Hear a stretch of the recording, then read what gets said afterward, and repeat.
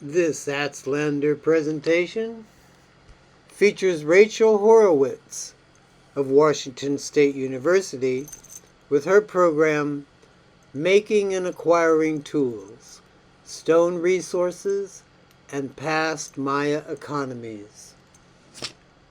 Take it away, Rachel. All right, well, thanks so much for having me today, and thanks to everyone for coming. I'm excited to talk to you a little bit about my recent research on stone tool resources and Maya economies. I did first want to acknowledge that I am coming to you today from Pullman, Washington, where Washington State University is based. And Pullman, Washington and Washington State University is located on the ancestral lands of the Palouse and the Nez Perce peoples. And we recognize their their connections with the lands and the waters here since time immemorial.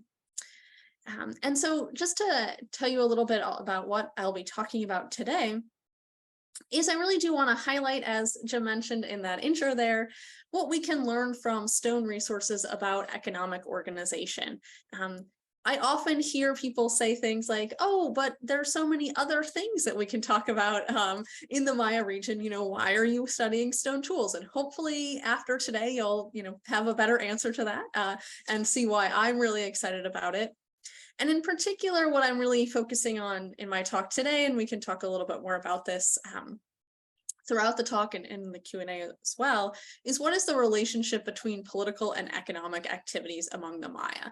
So how did people of different socioeconomic statuses interact through economic interactions?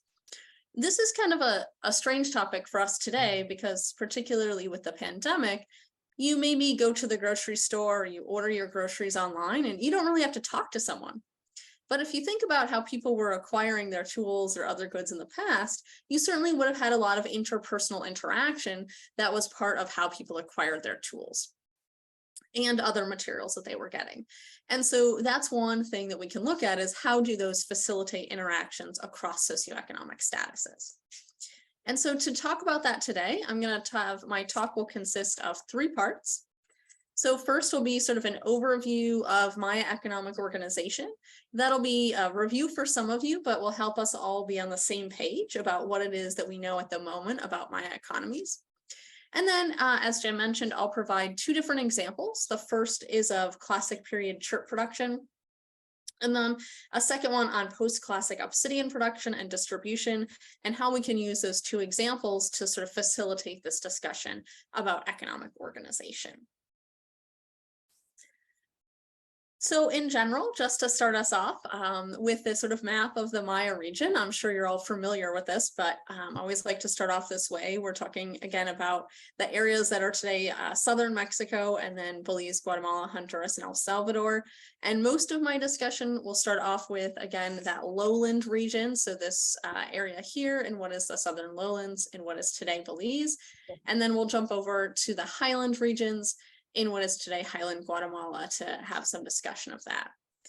And it's really important for us to consider the variability in resources between these 2 regions. So one key factor about Maya economies in general is that there's been a lot of long distance trade for a very long time.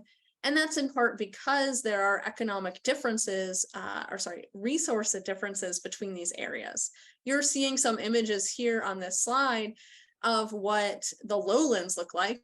So for those of you who've been to those lowland areas, right, we have sort of those hot, humid, tropical and subtropical climates with these flora and fauna that are very typical. But that's very different than what we might see in those highland regions, and there are different resources available in those 2 regions. And we can see that again in this image showing you just 2 examples of highland and lowland regions. On the right, you're seeing an image of the site of Calakmul in southern Mexico. And again, you can see that sort of subtropical forest there. And on the left, you see the highland region, cooler and drier region. I have to say the trees there look a little bit more like, if you could see outside my window here in Washington, it would look a little bit more like that, although that's still higher in altitude than I am here. And so we tend to see different resources. And in particular, the highlands are volcanic or formerly volcanic, depending on where you are. And so they have obsidian resources, that volcanic glass. And that is a non-local resource in the lowlands. And so when we talk about these two resources, as we'll talk about a little bit as I go through my talk today, it's important to consider what type of raw materials for tools are locally available to people. And in the lowlands, while there's no obsidian, there's other types of stone raw material like chert, which is going to be the focus of a lot of my discussion today.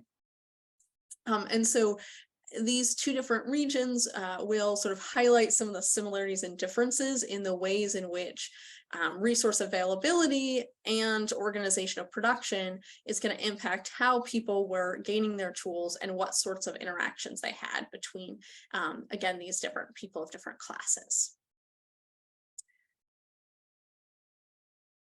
So just to situate us here again, moving forward and thinking about some of this discussion here, we can think a little bit also about sort of what we know at the moment about Maya economies. So just to start off with, during this time period that we'll be talking about here, both the classic and the post-classic periods, and I'll provide some dates on those in a second. We're talking about sedentary corn-based agriculturalists. So people are living in those site centers, like those images I just showed you from the highland and lowland regions. Those are those site cores, the sort of centers of sites where political and religious leaders would have been living. And again, the focus of agricultural production, of course, there's lots of crops, right, that people are growing, but certainly corn as a major subsistence food. And again, we also during this time period have the presence of divine rulers, particularly in the classic period. So these hierarchical leaders who are sort of at the high point or the pinnacle of economic activities. Now, what's important about this, in particular in the image that you're seeing here, is that, as you all know, we have writing from the Maya, but much of what was written down was from that viewpoint of those elite political leaders, right? So those political rulers are wanting to tell us about the various activities that they were doing. And most of those activities are things like warfare events or religious ceremonies or marriages or their inaugurations as kings, right? All of these things that they're going to tell us about. Most of those things don't have anything to do with the day-to-day economic activity. So while we have some evidence from written records, and I'll talk about that in just a second here, about economies, in general, most of that focus in written records and from that elite perspective is on other types of activities. We do have some evidence, again, from these written records of what types of economic activities elites were involved in, and that's really about taxation. I think it's tax day, so this is an appropriate day to be talking about this, right, here in the US. So in the image that you're seeing here, we have a rollout vessel. So this is the flattened photograph of a ceramic vase that you're seeing here. And we have a political leader seated on this small platform here, and facing him is two individuals with these baskets. And those baskets are presenting tribute or tax presentations to this elite ruler. And again, we have glyphic inscriptions, right, that tell us the names of these individuals and what's in these bundles. And various scholars have done sort of evaluations of these types of ceramics and what we can find out from them. And what they've sort of come up with is the types of goods that are seen as being given in these tax presentations are mostly very fancy things like feathers and other sort of precious materials. Sometimes cotton cloth, which is also an important thing, which was distributed, and some foods, but never things like corn, usually something like tamales or prepared foods. And so this kind of suggests basically that materials that are given in taxes are not everyday goods, right? Stone tools are not depicted in these particular contexts, for example.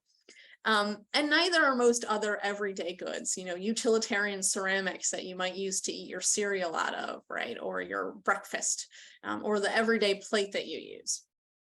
Those types of goods are not the types of materials that are being presented here.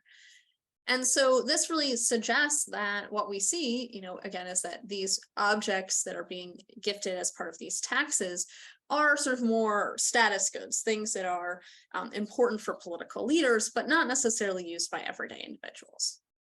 But this also gives us a really biased perspective, right? Because the only things we see are what's depicted in these materials. And so that's not helping us to understand what that daily activity was, or maybe how everyday people interacted with sort of lower status elite individuals to give them materials that might end up as part of these taxes, right? And so how can we think about those individuals and what they were doing in the past?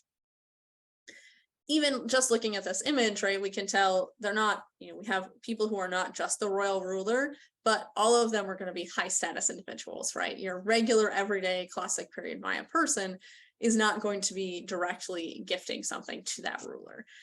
So we have to sort of take other viewpoints. We can't just rely on these written records that we have. And when we have relied on them, we do get this very top-down perspective. So a viewpoint that is sort of more in focus on what the elites are doing rather than everyday people. However, we do know a lot of other things about Maya economic organization as well. And so just to provide you with some other information about that before we look at the specific case studies here. So not only do we know a little bit about taxes, we also know a little bit about marketplaces. And we'll talk more about marketplaces in a minute when we talk about how goods were exchanged, and particularly chert materials. But in the sort of upper middle photograph here, you're looking at some images from the Calakmul murals from the Chicnab complex at Calakmul in southern Mexico. And those images show marketplace vendors. So individuals who were selling specific goods at those marketplaces, and they're labeled here with the name tags on them that identify them as vendors of particular goods. So one of them is the salt person. One of them is the tobacco person. One of them is the corn maize gruel, or the atole person, right? So that's food substance. And so suggesting that within a marketplace, there were a variety of goods that you would be able to acquire, and that most people were providing a particular type of good. So you have sort of a specialized individual who would have those materials. Unfortunately, at least in my mind, to my knowledge, we don't have any lithics mentioned on this image, but we have other evidence which points towards the presence of stone tools or lithics within those marketplace settings, as I'll talk about in a minute. So we know, in addition to taxes, that we have marketplaces. A lot of my research, because I do focus on stone tools and sort of how they're made and used, is about production.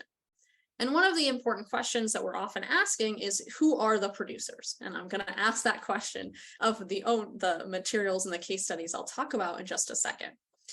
And so from studies at other sites, we actually know that a wide variety of people were producing various types of goods. So on the left-hand side of this slide here, you're seeing two images from the site of Seren in El Salvador, which was covered by a volcanic eruption. So it preserves a little bit more data than we might see otherwise. And information from Seren shows that each of the households there had a specialization. So one of them was grew difficult to grow crops. So they sort of had an agricultural specialization and things that are maybe a little bit more finicky. One was associated with the sweat bath and other ritual structures at the site, and they also had higher instances of corn grinding, so suggesting that they're specializing in the production of food and other things for those associations with those ceremonies. And then a variety of other things. One house did different kinds of weaving, for example, and had more spindle whorls. And so the folks who've excavated there at Seren, Payson Sheets and others, have suggested that this really suggests that the houses are exchanging between each other. So each of the households would have exchanged with the other houses in order to find more materials that they needed. And then they're also exchanging with the regional marketplaces that are further away to acquire goods like obsidian and other types of materials. But we also have evidence that not just your everyday peoples, but also those elite political rulers and their families were also invested in production activities. That type of production is mostly for goods that they themselves would have used. So if you look at the shell, the sort of beads that you see over here on the right-hand side, those are things that there's evidence for crafting of at the site of Aguateca in Guatemala. And again, the excavations that were conducted there suggested that elite individuals were participating in a variety of types of materials, including shell production and feather working, and also the carving of things like stone monuments. And that's all based on work by Takeshi Inamata and Daniela Triden, amongst others. And so their research really also shows that those elite individuals also participated in craft activities. So what this really tells us is that depending on what's being produced, different types of individuals are making these types of goods. And so we can then take a viewpoint from the production of lithic materials or stone tools and see what that can tell us about not only production, but also how people are interacting. And so in order to do that, I just want to spend a couple of minutes talking about why lithics are stone tools. What is it about them that makes them particularly useful for this type of information? And there's several reasons that I'm going to talk about. The first is that they are preserved well archaeologically. In these hot, humid, tropical and subtropical climates, many of the goods that we might obtain are things that we don't see archaeologically. So cloth, food, right? All of those things don't preserve in archaeological context. And so we can't really trace their distribution. So, but stone, right? It's made of stone. It lasts really well. So that's great. We see it, we don't have any issues of preservation in this context. The other thing that's really useful here is that lithic production is reductive. So when you make a stone tool, you leave behind evidence of its production at various places. So it's relatively easy to identify locations of production, but also, and importantly for us in this case, where things might have been used or reused and reworked. So if I have a biface, for example, that's a tool worked on two sides, and I want to retouch it because the edge is getting dull, I can just do that, and then those flakes that come off of it are going to be left behind where I did that. And so I can not only see where maybe they were made, but where people were retouching and reusing those materials. And that provides us with more detailed information about how things are moving throughout its use life, which is particularly important. And this is in contrast to something like ceramics, where again, ceramics are additive. So you have to add clay. So we don't see the sort of locations of production in the same way for ceramics that we do for lithics. So it's particularly useful in this case. Also, everyone has them. Lithics are like the Swiss Army knife of the past, particularly bifaces. Everyone has one. If you go to any household excavation, whether that's an elite high status ruler or your everyday person, they all have everyone's got some sort of stone tool, right? The Maya didn't really have a lot of metal tools, so most things that we're using in the past would have been made out of stone. So anything that we would do today with metal was done with stone in the past. And so if we really want to look at those interactions where we can see how people are interacting over time, we have to be able to look at how everyone is acquiring their tool. So this is a particularly important case study. Again, to go back to ceramics, we might say, well, everyone has ceramics, but not everyone has the same kind.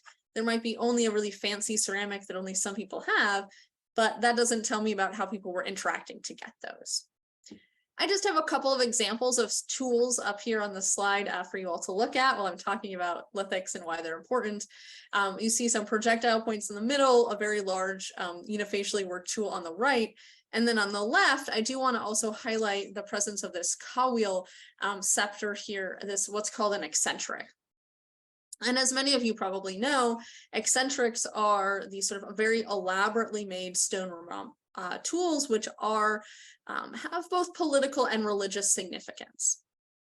And what's particularly important about them is that the stone raw material itself is considered to be animate among Maya ontological perspectives on stone. So anything that's removed from the ground, which includes stone, has personhood and is itself animate. And we see that reflected in the production of these eccentrics, which are often associated with political leaders.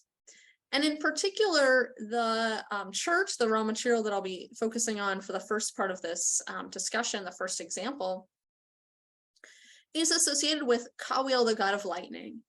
And Kawil, who's the god of lightning, is also associated with Chak, the rain god, perhaps for obvious reasons, right? Because lightning and rain go together. And both kawiel and chalk are commonly associated with political leaders, and they use them to illustrate their trappings of rulership. And so stone is also associated with that political power. And so it's sort of interesting to see how something that is on one hand associated with political leaders also, as I'll argue, is used as a source of independence by non-elite individuals from those political leaders themselves. So it can have those dual meanings in the past. So with that, I'll transition to my first example here and talk a little bit about our case study on classic period chert production. And I'll be focusing here, again, just so we were all on the same schedule in terms of time, on the late to terminal classic period, so between about 600 and 900 CE. And I'll be talking about the region that is Western Belize, or the Upper Belize River Valley, and really I'm specifically talking about the Mopon River Valley. So I'll be giving examples here, quick overviews of 3 different locations. One is Collar Creek Quarry, located up here a little bit further north, and then 2 lithic workshops, the Monsanero and Sakut's lithic workshops. And so I'll just provide some information from all of those locations. So before I get into any specifics, within the Mopon Valley, we see wide raw material access availability of this chert raw material, and that's what you're seeing here. The raw material is available in secondary deposits caused by river flooding, which you see here on the right. See those cobbles are very clearly rounded and came out of a river context. And I will say that the river flooded, and then last summer when I was down for the first time since the COVID pandemic, there was a lot more raw material right on the edge of the river. So still today, this is happening, and there's still plentiful chert raw material resources in the area, so suggesting that there was plentiful access during the classic period as well. We also see materials just on the surface eroding out of bedrock. So like this example here in the middle, there are buried deposits like this layer that you're seeing here all the way on the left. And then in this lower image here, there are also areas where people are digging into hillsides to acquire chert raw materials. So we see sort of a wide variety of access to this material. One place where chert was acquired is Collar Creek Quarry, which is a chert extraction and production area surrounded by 2 households or household groups. And so here in this upper left-hand corner, you sort of see the map of the area itself. This is the quarry area in the center, which actually shows up pretty well in this image. And then this household group to the northeast and one to the southwest as well. And you're seeing in this upper image here, that's the largest of the house structures, this long range structure there. And so this quarry area is used for a long time, but mostly during the late to terminal classic period. And the occupation of the households, again, predates that as well, but also is contemporaneous with the use of the quarry. And the materials within the quarry are extracted by digging into the hillside, like you can see this sort of scalloped edge to the hill here. And chert materials were extracted from that. And then they were also producing some materials there. Now, the big question, right, is what were they producing? And that's what I'm going to talk a little bit about now. And I will tell you that the answer is not much. Just to give it away. But we see evidence of production debris widely across the area, and that includes in surface, in the deposits of debitage. When you dig in subsurface deposits, you can see these profiles here. If you look at the profiles, that's all chert production debris. So it's all from making stone tools. All of these things, you're like, oh, those are just rocks. It's all debitage, all that waste from making tools. And you can see here again on the surface and then in here in that profile in 2 different ways. I did an attribute analysis of over 35,000 lithics, and that means I analyzed specific characteristics of each of those 35,000 lithics. I can talk a little bit about sampling strategies and why they're important in the Q&A if anyone has questions about that. But what that really told me is that I was able to determine really quite well what types of materials people were producing here. And what they were generally doing was testing the raw material and discarding the parts that were not good. So not all chert is created equal. Some is much better than others for making tools. And so in order to figure that out, though, you have to sort of test it. You take off one or two flakes, one or two pieces from it, and discard it if it's not good. And that's mostly what they're doing here. So they were testing those materials and then making that raw material, the cores that were good are actually being transported away from the quarry. So they're going somewhere else to be produced into tools. And I can show that because while I looked at over 35,000 pieces of things, only 150 of them were cores. And you cannot create that much debitage from just that limited number of cores. So those cores are being transported somewhere else, and then people are reducing them to make more tools. I also argue that the households, the people who are living next to this area, are the producers of the tools.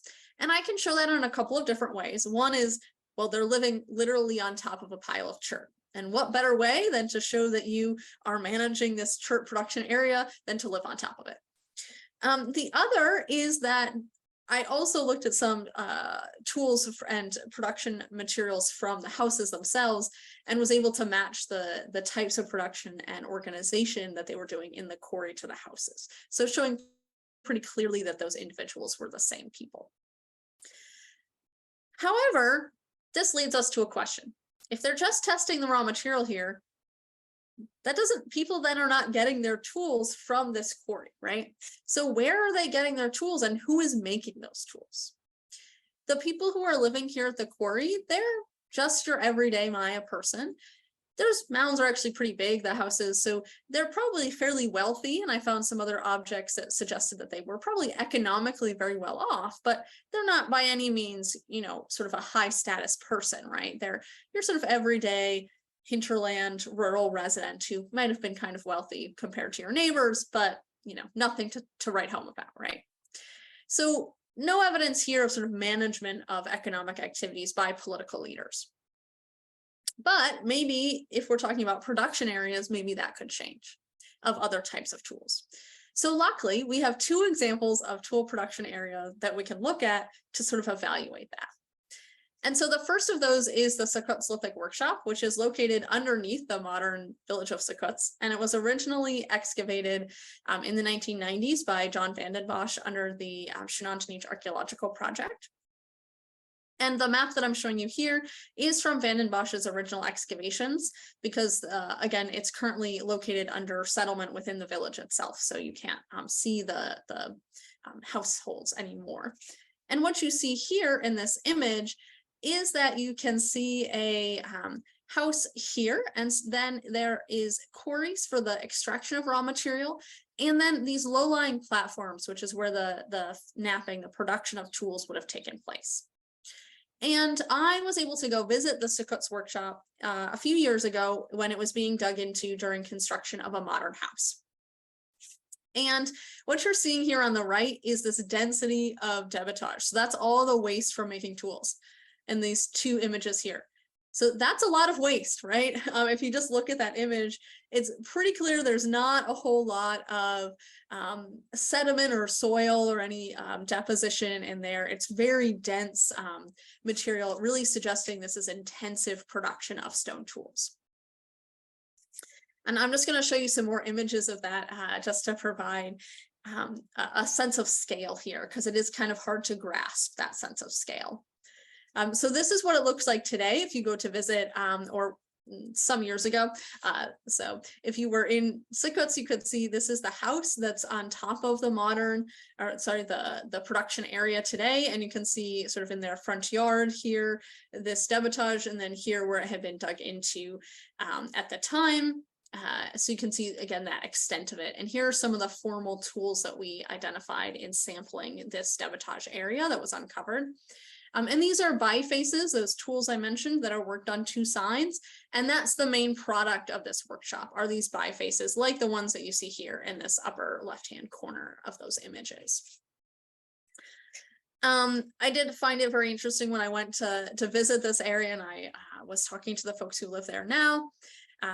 And I went and I was looking in their backyard. They were showing me, you know, sort of the extent of how you could see the debitage, and the chickens, right, are running around the backyard, and where the chickens are scratching, it's just all debitage. So I just can't imagine the chickens were enjoying it very much, but they seem perfectly content to be scratching around on the debitage in the back there.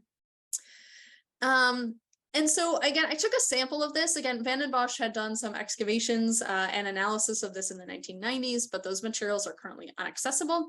So I was able to take a sample. And here's just I just like to show this image to really show you the density of material we're talking about here. If you look at that image on the right, you might say, oh, there's plenty of soil, it's not that dense. But when you just spray that off with, I just literally sprayed it with a hose. That material, it's all you're seeing under there is that waste product from making these tools. So this is a really dense tool production area. In Van den Bosch's original studies in the 90s, he found that there were between 900,000 and 2 million flakes per cubic meter. So very dense. In the sample that I took that you're seeing here, there were about just under 17,000 artifacts larger than 4 millimeters, which you can see here. But if you include the micro debitage, the materials under 4 millimeters, it's over 60,000. So again, showing this real density of material here. And what I just wanted to really highlight from this discussion is that, again, they are making this one particular product, those bifaces, and we can illustrate that from the presence of these thinning flakes. And so I just have a chart for you all there showing you that the vast majority, and I have some percentages for you in a little bit, it's over 70% are thinning flakes, and then those pressure flakes that are mentioned are the finishing materials for making the edges of those tools. So the finishing materials there. And you can see some images of what those flakes look like on the right, and then that micro debitage I mentioned there on the left, just those little tiny pieces. And that's actually really important that we have that micro debitage, because it shows that the production of the materials was happening there rather than someone dumping that trash from somewhere else. It's really from production that happened right there. And we know that because of that micro debitage that's present. So this really shows us that these individuals are specialized in making these tools. And again, given the dense, I've spent a lot of time highlighting how dense this deposit is. They are making way more tools than any single household would ever need. So they're clearly distributing them beyond the bounds of the house, right? So for distribution somewhere else. And so if all I had was those two examples that I've just mentioned, which was until recently all that we had for the Mopon Valley, we could say, great, we have this great pattern where small scale householders are extracting raw material. We have the segmented production where other people are making final tools like these Secutslithic workshop. They're also small scale, you know, everyday people. And then they're just distributing them in the region. But what happens if we have another lithic producer in the region? How does that sort of change the picture? And that's what we have. So located just down the road from the Secutslithic workshop, up a hill, is the Monsanero lithic workshop. And Jim mentioned that when he was in Belize last summer, he saw a bunch of lithics that I was showing him, most of which were from this site that I'm going to talk about. This area was previously unknown to archaeologists until right before COVID, when I had the opportunity to visit it with some folks from Secuts who showed me the area.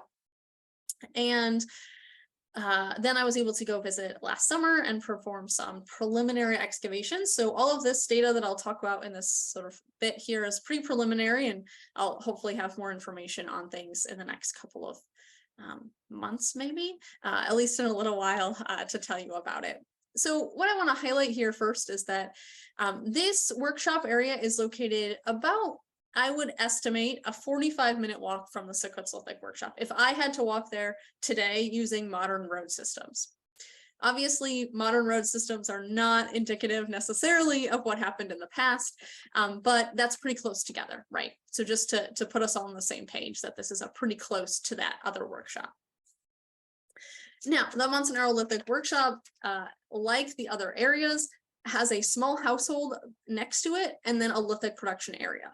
And you might be wondering what on earth I'm showing you in this picture, and that's a very small informal house structure. So this is a modified bedrock structure with a very small retaining wall that you can just see at the top of the unit here. That is a platform, a retaining wall for a platform that was leveling off the side of this hillside that is this residential area. And I know it doesn't look, it's not the most attractive house you've ever seen, but it's very clear actually from the artifacts that we found that it is itself a residential area. So on the left here, you're seeing just a map of the surface collection units I did over the summer. And all of the ones up here at the top where I've sort of crossed out the sort of suggested that there's this residential area here to the east, which is uphill, that only ceramics were identified in my surface collection units in that area. Everywhere else in the workshop, there were only lithics, no ceramics. So it's very clear that there is this lithic production area and then a small residential, informal residential structure. There at the very top of the hill, this is all on a hill, there are some other presumably residential structures that I have not excavated yet that may also be associated with this. So there may be some more formal structures. This production area is about 20 by 50 meters north-south and then east-west, about 1,000 square meters. Sorry, 100 square meters, there we go. Get that math right there. And what is there is a low-lying cobble platform, which was constructed for knapping, and then on top of it was where we see the deposition of that material. And you can see that here in the materials just on the surface. So this is just a picture of the surface after we cleared the area for vegetation. And you can see there, that's all debitage. So it's very densely deposited across the surface. And then again, if you look at this, the stratigraphic profile, it's only about 40 centimeters deep. But the whole thing is basically just from the waste products from making those tools, and then that platform, and there's waste within the matrix of the platform as well. And here you can see all the way down to bedrock. And this is what that debitage looks like. And then this is the type of biface that they're making. These are sort of general utility tools, not anything as fancy as, you know, like a projectile point or an arrowhead or anything like that. These are more sort of thicker bifaces used for everyday tasks. And so we also know that here that they're producing those bifaces and they're specialized in that production. And we can really illustrate that by comparing these two different production areas. So the Sicuts and Manzanero lithic workshops. And so I showed you that image before, which told you about the thinning flakes, and we'll just show the same thing here in the Manzanero lithic workshop, but comparing it between the two. And what we can really see here is, again, it's about 80% thinning flakes. So they're definitely making bifaces. And I'll just note that this is from a surface collection unit, so I wouldn't expect there to be a lot of those pressure flakes from final stage finishing, just because they're very small, and so we probably wouldn't have collected them off the surface. So I anticipate when I look at excavation data, I'll see more of those in the future, but I didn't analyze anything from the excavations yet, so I can't tell you about it. So I can't tell you about any densities of these materials, but clearly this workshop is also very dense, and they're producing a lot of bifaces far beyond the scale that they would need for a single household. So what does this tell us, right? I said I was going to have these big picture economic questions about the late classic period bifaces. You know, they're both making the same thing in these two different biface production areas. And this actually suggests that there's competition among small scale producers. This is something we haven't thought so much about in the Maya area, is maybe not only is there, you know, ability to get things in marketplaces, but that you might have had your choice. You could go choose between different biface producers with which one you wanted to acquire those goods from. So that's sort of an important consideration to think about. I've mentioned a couple times that we know that bifaces were distributed in households.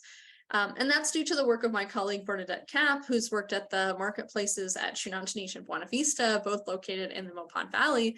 And she's illustrated that in those marketplaces, there's very clear evidence for biface production and finishing, which illustrates that they're being distributed through those networks. We also know that bifaces are found in households of all statuses, right? Again, everyone's got bifaces. So this suggests that probably everyone of different statuses was going to the marketplace to acquire their goods, right? They're acquiring these tools in those marketplace settings. And that means that these biface producers probably interacted with individuals who were of higher political status than they were, because those individuals also would have had to go to the market to get their materials. So this really shows us that marketplaces, or highlights that marketplaces, are areas where people of different status interacted, and particularly for our understanding of tool producers, that those tool producers themselves would have interacted with different status individuals. So now I'm just going to provide some summary of this section, and then I'll provide our obsidian example. So what can we learn, broadly from understanding chert production in the classic period from this Mopon Valley example?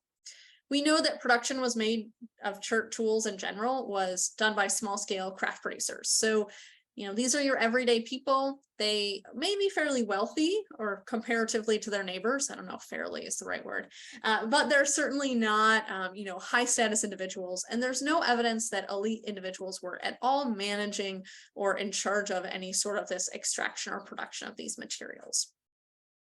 We also know that there was competition between them. And I think this is a really important thing to take away, is that, you would have been able to see competition among lithic producers based on the fact that we have these two biface workshops, which are located really close together and they're operating at the same time. And so they would have been able to probably choose between, tools from those different workshops. We also see involvement in regional economies through these economic interactions. So chert tool producers were not living in isolation. They were broadly integrated within the broader regional economy through their participation in chert exchange networks.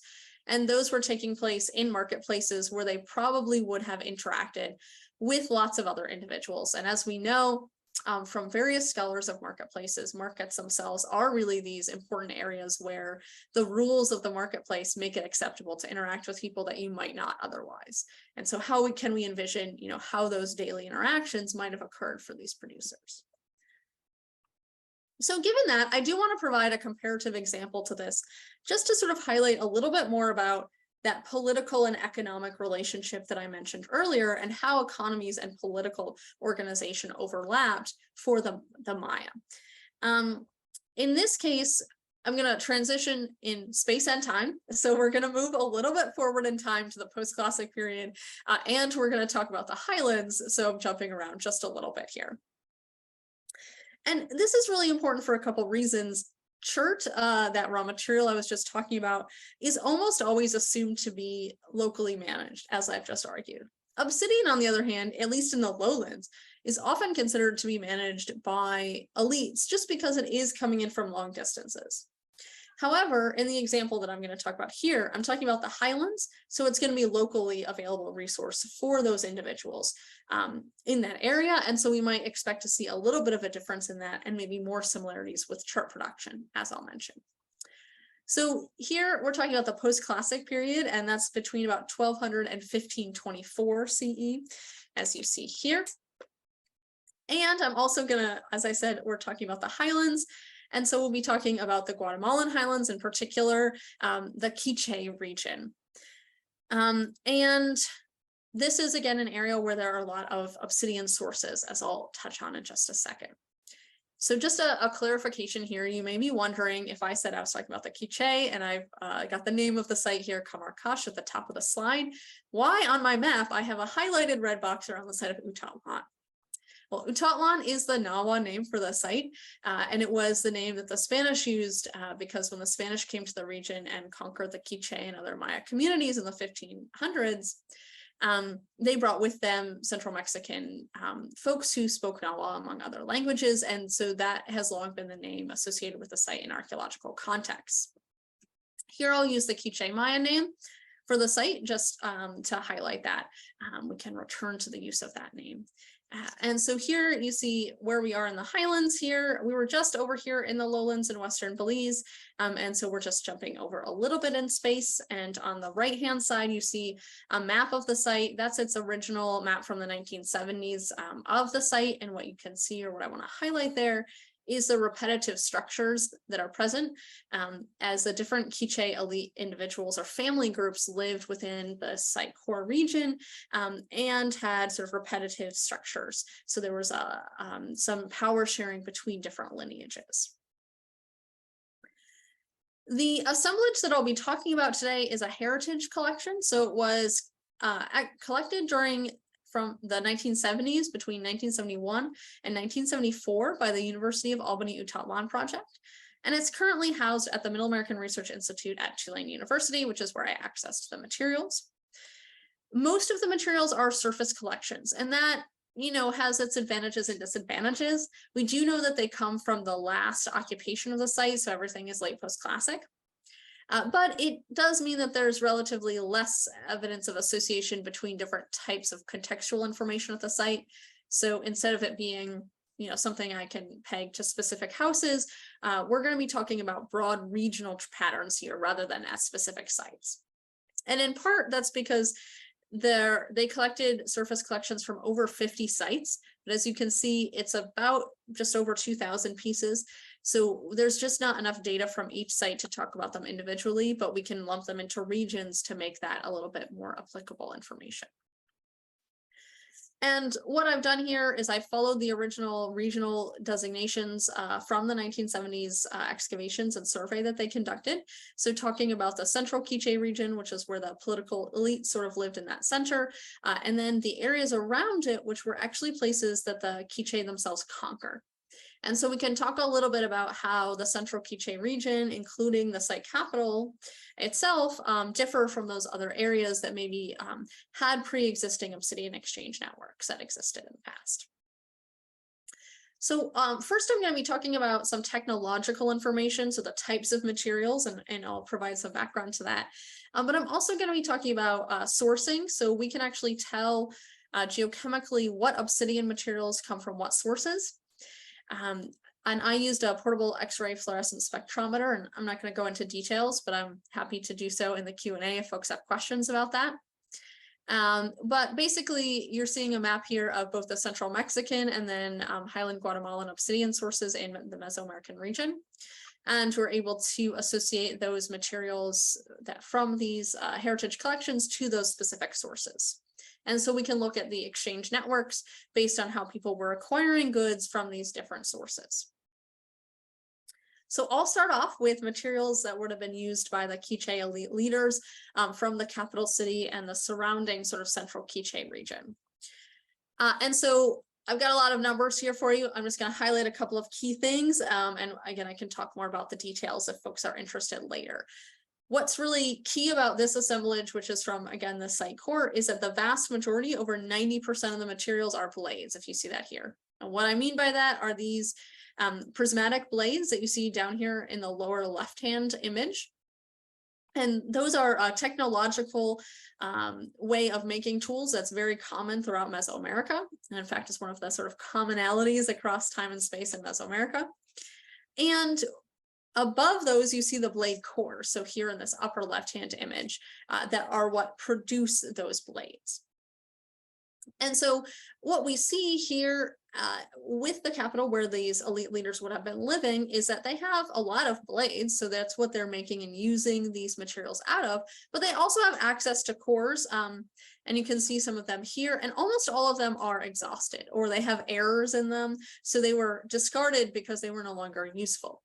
So what this really shows us is that these elite leaders have a fair amount of access to obsidian. Again, probably unsurprising, right? Because they're political elites, they probably have a lot of power, right, in this region, and they have a lot of access, not just to the finished product, but also to how it's made. There's a variety of other types of tools that are being made on obsidian that you can see in those images on the right-hand side of that slide, showing, again, they're using lots of different types of things.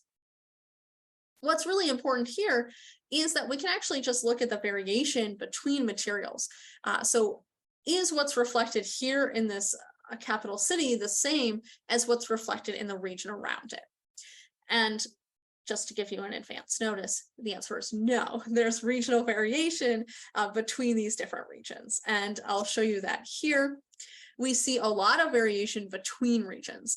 And I've just pulled 2 examples here, and I have full data on this that I can show you again if folks are interested in the Q&A, but just to highlight 2 patterns.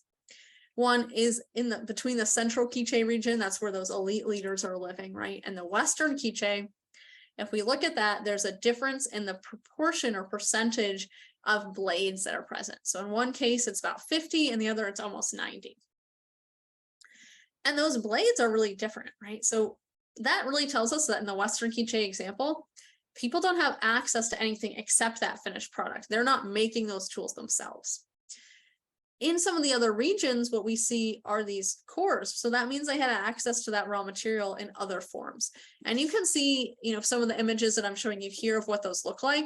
There's sort of a wide variety in how exhausted they are, whether they've been thrown out because they were, they're not useful anymore, or whether they're preparing them for different types of reuse or things like that. And so there's definitely a variety of different reasons why some of this material was discarded. But what this is really showing us is that there's a real difference between how people are getting their materials, because they're not getting the same things. And if people were using the same networks, we would anticipate seeing similar proportions or similar access to finished tools and the production products, right? And so they're definitely using different networks to get their materials. This is highlighted even more by the fact that there's also variation within regions. So that you see that western Quiche region, which I said is about almost 90% blades. Within the western Quiche region, there's even more variation. So I'm just showing you some examples here from 2 sites, one of Pueblo Viejo Malacantancito, which had over 99.9% blades, whereas at the site of Pueblo Viejo Momostenango, which is a neighboring site, there's only about 57% blades. And not only that, but the blades are these very tiny ones. I showed you those beautiful blades from the Kamarkash, right, site capital there. Those were very nice, very large. These ones are really tiny. So they're probably broken up and were reused and reused for various purposes here. And so this is really showing us that even within this western Quiche region, these 2 sites seem to have had different access to obsidian, more access on one hand in terms of materials like cores and earlier stage production materials, suggesting some sites were actually making their own tools, whereas other people were only acquiring the finished products. And so there's definitely different distribution networks between those different areas. Again, this points away from elite involvement in this distribution, because we would anticipate that within regions, if the elites were managing that distribution, we would see more similarities. This is all just based on a technological analysis, but I mentioned I also did geochemical analysis, and so I just want to highlight that really quickly. And so without going into too many details, what we can do is we use this data from the geochemical sourcing material using something like the chart at the right to compare with known source data to show where the materials are coming from in these different regions. And again, I've just pulled some highlights out here for you, and I can talk about more about this data if folks are interested in the Q&A. Perhaps the highline takeaway is that almost everything is from locally available sources, so those Guatemalan obsidian sources. The only material that I sampled that was non-local from Central Mexican sources is a single Pachuca example here, which is again in that elite residential area. So that does suggest that elites maybe had more access to those types of materials. Again, it's a single example. I don't want to make too much out of it, but there's a possibility for that. Right? The other thing is that the sort of most common source is San Martin Jilotepeque, which I've abbreviated here as SMJ. And San Martin Jilotepeque is the closest source. So again, this makes sense that it would be the most common because it's the closest to this area. But what we can highlight is if you look at this eastern Quiche region down here, you can see that actually it doesn't have any San Martin Jilotepeque. So again, that really suggests that there are different distribution networks, because they seem to be acquiring their obsidian mostly from the site of El Chayal, which is not the case with these other sites. And so we see that difference in these acquisition networks, again, by looking at that geochemical sourcing as well. So what does this tell us about Quiche economic and political organization, basically from this sort of overview of geochemical and sort of technological analysis of this good? It really tells us that there seems to be decentralized obsidian management in the region. And this really follows what other scholars who studied obsidian in this region, like Jeff Braswell, have found, sort of following on his conclusions about this. Most of the obsidian is from the closest source, which again makes sense, right? It's right there. But it also suggests down the line trade or direct acquisition. So people either went to the source themselves or they got it from various people who were going to the source, right? And sort of traded it down the line. What that means, though, is that elites were certainly not managing the obsidian acquisition networks in this particular case. Rather, the differences between what types of materials people had were based on differences in wealth and differences in their connections. So who did they have connections to that they could get those materials from? So what were their acquisition networks like? It does seem like elites may have had some non-local source access, like that Pachuca obsidian, and they may have used that to gain political power. So in this case, these economic networks are sources of power for everyone, right? Non-elite individuals are using them to show their power and independence from those elite networks. And in this particular case, the non-elite networks are particularly important because, as I think I mentioned just very briefly, the Quiche actually conquer the area around that central Quiche region. And so while we can't necessarily say that these obsidian networks predate the conquest of that region by the Quiche without some more data from the early post-classic period, which at the moment I don't have. What we can say is that they seem to be sort of sources of resistance to that political power. So even though they politically conquered the region, they're not necessarily managing the day-to-day economic acquisition networks. And therefore, economies are serving as both sources of political power to elites and sources of resistance and independence to these non-elites and conquered people in the region.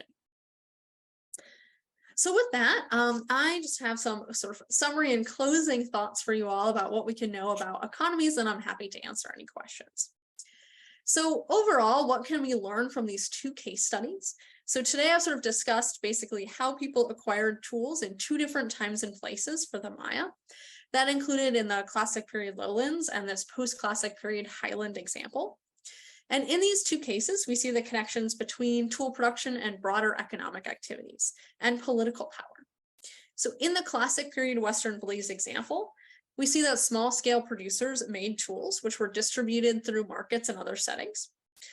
These are places and things where people would interact with a variety of types of people. So people, these craft producers get to interact with other people in those market settings.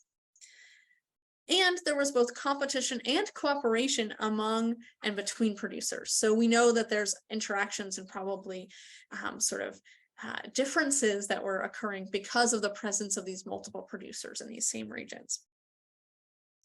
In the post-classic highland example, we saw that different communities and different regions acquired tools through a variety of networks, and that non-elite individuals had independent acquisition networks from elite leaders. And that continued, they almost certainly continued from before the elite leaders conquered that region, although we can't say that for sure with the data I have in this particular case.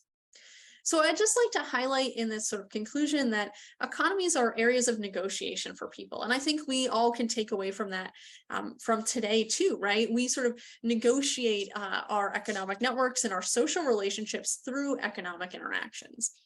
And so these economies are both sources of independence in both examples and sources of power for elites. And so they're really multifaceted.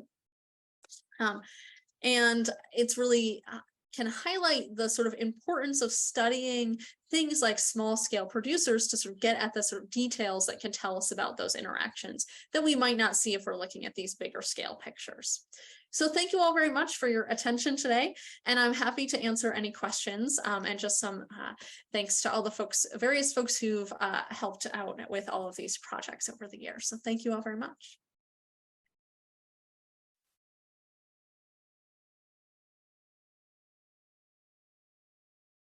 Oh, you're muted there. Oh, Jim, you're muted.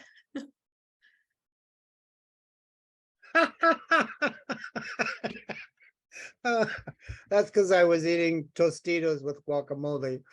Um, I'm so excited you mentioned Sukkot, but there are a couple questions in the chat that I'll get to. But anybody else, please get more questions in. But I don't know if I mentioned this to you when I saw you last June, but my friends, I lived in Sukkot for a year and a half back in the mid 70s. And on the land, they had about 3 hectares. And on the land were 2 mounds of debutage. And they built their thatch roof up on top of one of the mounds. But I have some beautiful examples here that I would find on the land. This is a biface, right? Mhm. And here's another one. This is a little bit different kind of church. Shouldn't have collected them, I don't think, Jim. What's that? I don't think it's a good thing if you collected them. Well, I didn't look for them. It would be if I put a shovel in to put a banana plant in, we would find it. It's not like I look for them. Oh, this is a really nice example. You know, of course, I know nowadays you wouldn't want to go through customs when anything like this, but on the trail behind Sukkot that goes up into the mountains, there's a few caves, and up in a place where the water had been dripping and filled with backguano, I found this beautiful double-headed point. It's really nice. When I showed it to George Stewart one time, he said it's one of the finest examples he's seen. But did I hear you just mention that the Sukkot's lithic workshops were in the classic period? Yes, so it's predominantly from the classic period, late to terminal classic, yeah. Oh, yeah. And so were the people making it across the Mopon River, would one of the main marketplaces be in Zunantanich? Yeah, so Bernadette Kapp's research in the Xunantunich marketplace has illustrated that in what's referred to at Xunantunich, if you're all familiar with the site map, as the Lost Plaza is a marketplace, and that's Angie Keller also did some research there in the 90s. It's at where several of the sock bays come together, right to the one side of the Castillo is the marketplace for the site. And there's evidence again there of the exchange of bifaces. So final stage finishing and repairing of tools was one thing that occurred actually in the marketplace, which leaves that material signature behind so that we can identify it. Again, we can't specifically trace the chert tools that are from the workshops to the marketplaces because unlike the obsidian, we can't really geochemically source the chert in that same way. But because it's so close, right, this assumption sort of is it's coming from that direction. And on that side of the river, on the Xunantunich side of the river, there's not, to my knowledge, any biface production workshops. Doesn't mean there aren't there, right? Just that we Haven't found them yet. have not identified any yet. And Kenneth Drude would like to know, to what extent were stone tools made by specialists versus commonly made by a diverse group? Yeah, that's a really great question, and one that I've spent a lot of time thinking about, as you may know or think about. So a couple of things. Most sort of the Maya during the sort of classic period and post-classic period is a lot like a lot of other sedentary stone tool using communities, where what we see is we see on one hand specialists making some tools. So things like bifaces, like the ones I showed in the talk, and other things like they're being made at this production workshop are made by specialists. And that's in part because I don't know if anyone's done any flint knapping, but it's pretty easy to take a flake off and you can just use a flake as a tool. Making a nice biface is a lot harder, right? And so the skill level that's required to do that is a little bit higher. And so what we see is that in these sedentary societies that we tend to get this dichotomy where basically everyone in a lot of the houses that you'll excavate in the Maya region, we find lots of debitage. So people are making their own flake tools. So just taking flakes off a core and then using that to cut something or something like that. But things like bifaces are specifically being made in workshops or specialized production. And then obsidian blades are also made by specialized producers. And making an obsidian blade is, I would argue, even harder than making a biface. I myself can make a really bad biface, but I've not even tried to make an obsidian prismatic blade. In part, you need a punch to do it. So it's the technology is a little different. And so that definitely is a skilled task that would have required a specialist to do it. And so there's a little bit of variability there in terms of what tasks were done by specialists and then what everyday people were doing themselves. And have you ever visited Chayal? I have not. Oh, Someday, but I have not been there. there's not too much left, but back in the 80s, when I lived in Guatemala, we would drive by there on the way to go to the Gulf Coast or Tikal or that way. And you just see where they cut the highway through the mountains, you would just see large pieces of obsidian just along. But then there were places where you could pull over your car. Now there's housing developments all through there, but it was just right out exposed. You'd have a grove of trees and there'd be pieces of beautiful obsidian everywhere. And you showed that at the Chayal didn't show up as much in the highlands, but does it show up in a broader trading network? Yeah, so in this particular region, the Quiche region, in the Postclassic and the highlands, San Martin Hilotopeke is the closest obsidian source, and that's in the Cachiquel region. And so it's right there. And El Chayal is just a little bit further away. Not that far, right? And El Chayal is still the second most common material, and then the Ixtepec obsidian as well. And so they all do appear in the highlands, just in lower quantities than that San Martin Hilotopeke source, which again, it's right there. But in general, if we're thinking about long distance trade, in the lowlands, El Chayal and Ixtepec are usually the most common materials as well. So there is, and it changes through time. There's a little bit of sort of connections and change between those different time periods and in obsidian source production as well.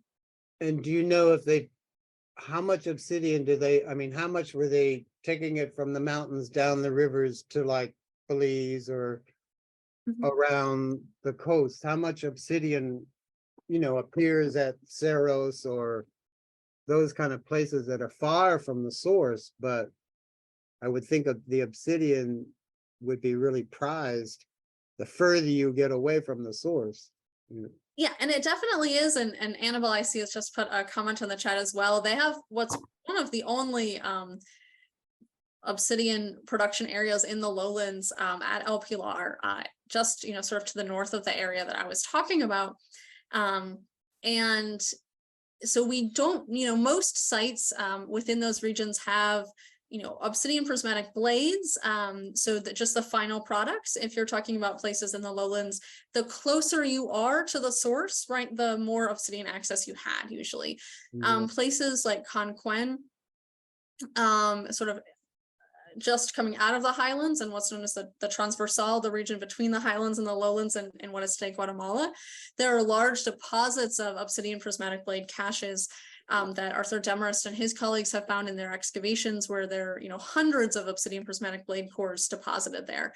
So clearly fairly large quantities, right, are coming out of that area. And then it's just being distributed throughout the regions. Again, sort of other than the example that Annabelle mentioned of that sort of workshop that's in the El Pilar sort of hinterland region, what the nature of that production is still somewhat debated.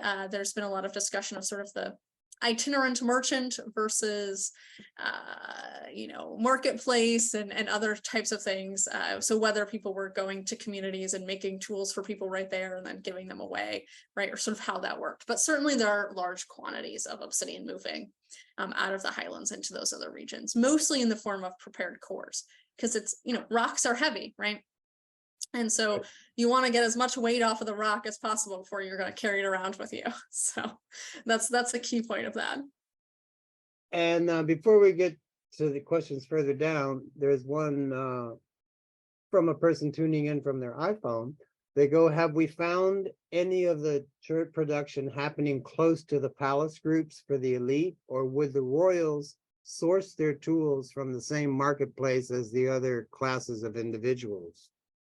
Yeah, so that's another really great question.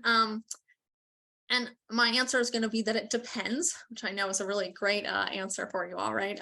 In different situations. So we do have a couple of examples of sort of production associated near palace structures. So Zach Ruby's research in the Petén region in Guatemala at a couple of sites there, he did identify a production workshop that was associated with a palace.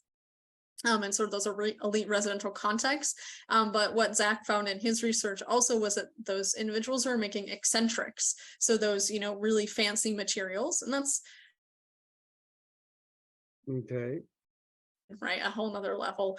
So certainly that production seems to have been based in sort of that managed elite context. Otherwise, we don't see a lot of biface production in site centers outside of marketplace settings.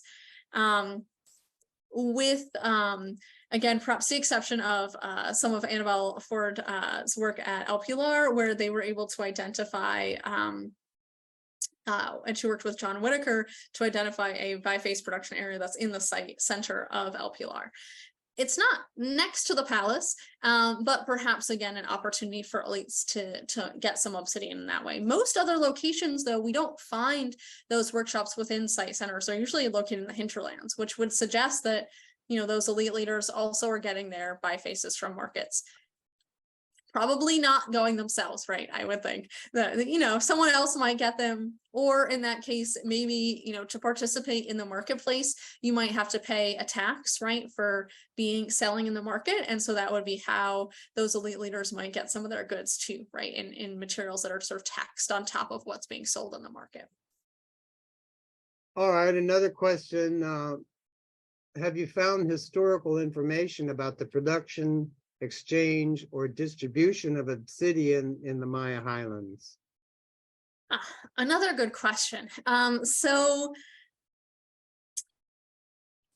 one thing about a lot of our evidence of obsidian and other types of production in the highlands, and also generally, I'll also include central Mexico in this because a lot of that information comes from there, so the central Mexican highlands. At the time of Spanish contact, the Spanish were maybe not so interested in stone tools, I will say. And so we have some evidence, right, of what was going on and the production of materials of stone in those regions around the time of Spanish conquest. So there are some images from the Florentine Codex, which is, again, a central Mexican source written right after Spanish conquest, that shows images of the navajeros, the blade makers, as they call them, sitting there with these feet punches making blades. And John Clark has done some research where he uses those images to sort of argue for what the types of production of obsidian blades were in those regions. On the other hand, so sort of after that, we see a lot of use of stone falls out of the the sort of record, right? Just in terms of what people are writing down, but also people are using less stone, right? As we get the increase of metal, a lot of stone resources are just not used as much. And we actually have really good ethnographic sources, a little bit about the obsidian use, again, from areas around Oaxaca and Chiapas, by Brian Hayden and colleagues in the 1980s, who did some ethnographic work with peoples who were still using some stone tools in that region. Mostly at the time, they were using obsidian for religious purposes rather than sort of functional things. And then there's also other work that was done with the Lacandon Maya, again, living in that region of Chiapas, who are continuing to make stone resources. Again, the Lacandon, by the time people went to visit and talk about stones, were making them for the tourist trade, but they were still, perhaps using similar technologies to make those materials. So there's not a whole lot of discussion of those materials from that sort of either ethno-historic documents from the times of conquest, or sort of later ethnographic or contemporary documents, right, written by people. It just wasn't the sort of thing that everyone really wanted to talk about, as much as I wish everyone, wrote down and talked about these things. It just isn't the sort of main focus for a lot of those sources. Andrew Mossberg in Miami Beach says, well done. And he would like me to invite you back when you have additional analysis to share. All right. Well, hopefully I'll have more things after the summer, but we'll see. You never know.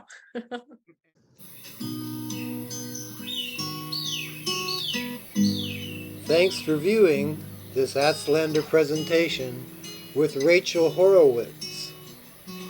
Please subscribe to our Aztlander YouTube channel.